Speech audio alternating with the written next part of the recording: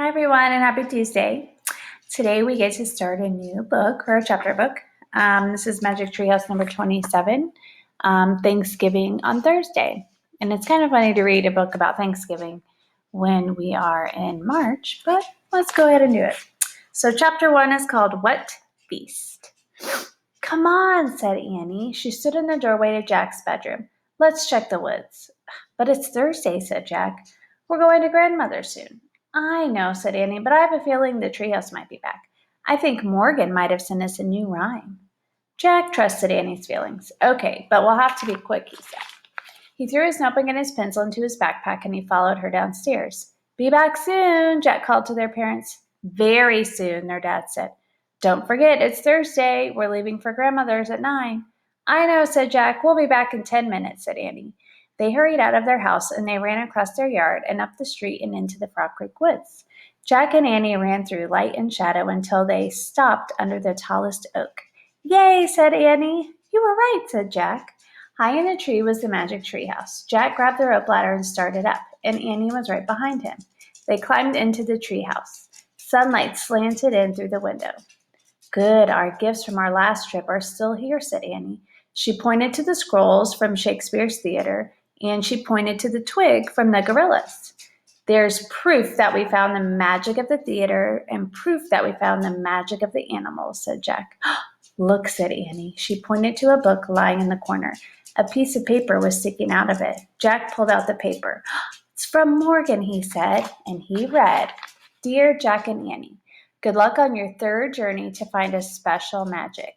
This rhyme will guide you. Are you ready?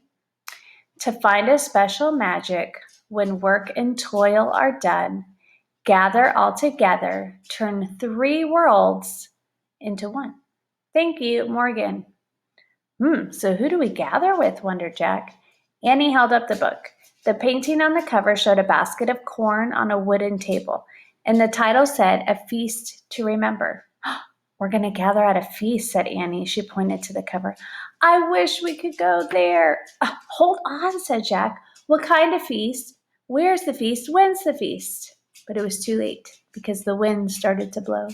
The treehouse started to spin. Then it spun faster and faster. Then everything was still. Absolutely still. You know, one thing I miss the most is when our whole class says that together. Absolutely still. Are you saying that at home? I wondered if you are. Chapter 2 is called Shh.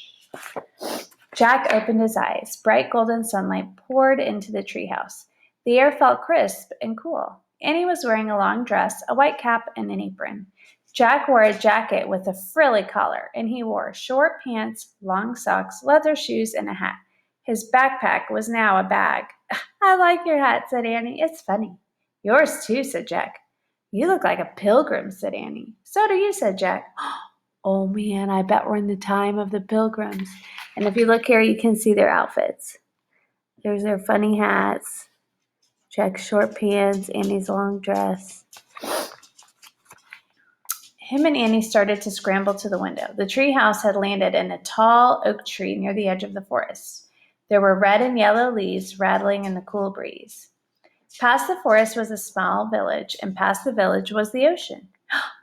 It looks like we're in the times where the pilgrims lived, said Jack. We studied this in school. He opened the research book and found a picture of the village by the sea, and he read aloud.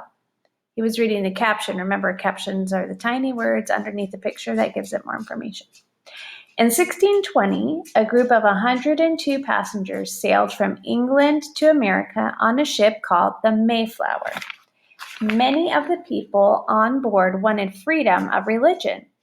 They wanted to go to church wherever they wanted to go, not the way that King of England made them. Others wanted to find a new life in a new land. Today, we call all the people who sail together the Mayflower Pilgrims. Yes, said Annie. So Jack read on. The Pilgrims wanted to settle near New York, but a storm blew their ship north. They landed in a bay on the coast of what is now Massachusetts. 6 years before, Captain John Smith had explored the coast, and he named that bay Plymouth. You can see Jack and Annie looking out the window. at the village there, and you can see the ocean over here. The village and the ocean. Plymouth, said Annie. That's where the first Thanksgiving was. Oh man, Jack smiled. That's the feast. Wow, said Annie. My class put on a play about the first Thanksgiving. Mine did too, said Jack. I played Priscilla, said Annie. Well, I played a turkey, said Jack. But now we're going to get to meet the real Priscilla and Squanto and Governor Bradford and Miles Standish. Come on. She started down the ladder. Wait, what are we going to say? I don't know. We'll just tell them hi and stuff, said Annie. Are you nuts, said Jack. He put the book back in his bag. They won't understand who we are. We need a plan.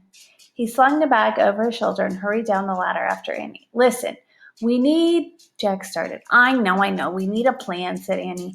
But first, let's just get close to the village and just watch him. Okay, said Jack. But we can't let anyone see us. We've got to be careful and quiet. He and Annie started walking carefully through the woods, but they did not walk quietly. The autumn leaves crunched and crackled under their leather shoes. Shh, said Jack. I can't help it, said Annie. You're doing it too. Then we have to stop. Let's just get behind that tree and just watch from there. They crunched over to a tree at the edge of the woods. In the distance was a row of small log houses with steep thatched roofs. Jack pulled out the book and he found a part about the village. Then he pushed his glasses up and he read to himself. The Pilgrims brought chicken, geese, goats, and sheep from England. They brought seeds to plant and they knew how to make traps to catch wild animals for food. But they could not have survived without the help of a Wampanoag Indian named Squanto. Squanto taught them how to grow corn. Hi, you, Annie whispered. Jack looked up. Annie was talking to a skinny yellow dog. The dog was sniffing the tree near them. Don't let him see us, Jack whispered. Why? Said Annie. The dog looked at them and started barking. That's why, Jack said. The skinny dog barked again and again.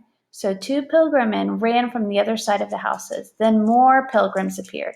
They all looked in the direction of the barking dog. Oh no, said Jack. Let's go back. We don't have a plan yet. He packed up his book and started away from the tree. Suddenly, something tightened around his ankle. And then a tree branch snatched. Ah! Jack shouted as he was jerked up into the air. Oh, it sounds like he got stuck in a trap. That takes us to chapter 3. Wow, and I'm going to show you the picture. Look, he was jerked up in the air because he stepped into, it looks like a trap. Ooh, I can't wait to read this chapter tomorrow. So make sure to tune in tomorrow. Click the link to read chapters 3 and 4 tomorrow. We'll start with chapter 3, wow, and see how Jack is going to get out of that trap and what the pilgrims are going to say to them. So I hope you enjoyed those chapters. Tomorrow we'll read more. Love you guys. Talk to you later. Bye.